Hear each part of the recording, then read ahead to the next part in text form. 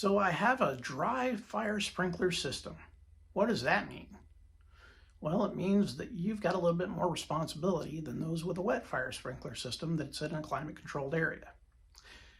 So you'll notice that your dry system that looks kind of like this or this, possibly this, has an air compressor, either a tank style or a riser mounted style, may have a air maintenance device on the piping, or it may just only have an air maintenance device within this little area here.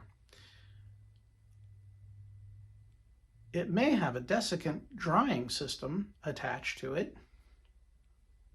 but it may not. That's where you come in. You're the drying system. So a tank system has a little tiny valve on the bottom of the tank right there. And you'll need to access that and drain the water off of that tank to protect your tank from corrosion on the inside. Your system will also have drum drips like this, those of which need to be operated monthly through summer months, every 2 weeks through fall and spring, where you may get cold snaps, and weekly to every 2 to 3 days during winter months if you have very cold temperatures. And what I mean by that is if you drop below 30 degrees regularly, you're going to want to make sure that your drum drips are dry, because they can freeze and break. If they do, then your system gets flooded and there's nothing we can do until summer. And in summer, it'll mean removing all of the piping in the building, laying it out in the sun to thaw out and dry out. Nobody wants to go through that. So the proper way to maintain your drum drips is to close the top valve, open the bottom valve, and if there's a plug, remove it before you do this. Open the bottom valve and let the water that's in there come out. Close the bottom valve and then reopen the top valve. Let it sit for about 5 minutes and then come back and do it again until no water is seen. The reason you do this so much more frequently during cold months, the system has a tendency to condensate on the inside of the piping when it's cold outside and warmer air inside the pipe. So you want to have this system drained. You also need to have heat inside the riser room, either through your regular AC system or a hanging heater like this, a wall-mounted heater like this, or a plug-in style heater if you have a small enough area. You want to maintain that room above 40 degrees. At 40 degrees, pipe has an ambient temperature lower than freezing.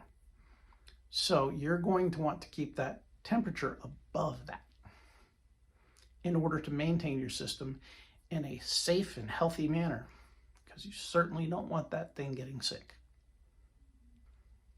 If your system activates, the first thing you do is check for fire, always.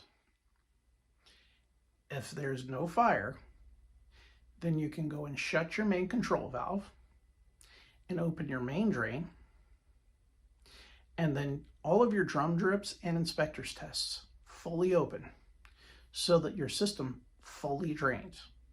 You're going to want to leave this until your servicing company arrives to reset your valve and reset your system. They'll thank you, believe me.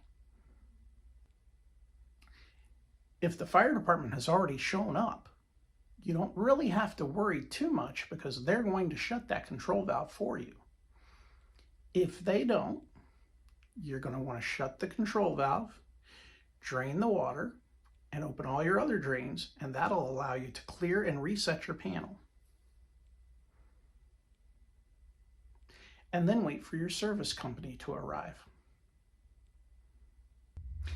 If you have any other fire sprinkler questions, please feel free to send an email to this email address, and I'll get back to you as soon as possible. Thanks for watching. Please don't forget to like and subscribe, and to share this channel with those who you think might benefit from it. You'll see that I have categorized all of my videos into playlists for easier access. When you find your alarm sounds off in the night, don't make mistakes, give answers that are right. Keep it safe and make sure there's no fire. Open to YouTube and look for Kids Fire Protection Answers. Kids Fire Protection Answers. Got questions, he's got answers that make sense. Don't wait the channel to open his Kids Fire Protection Answers.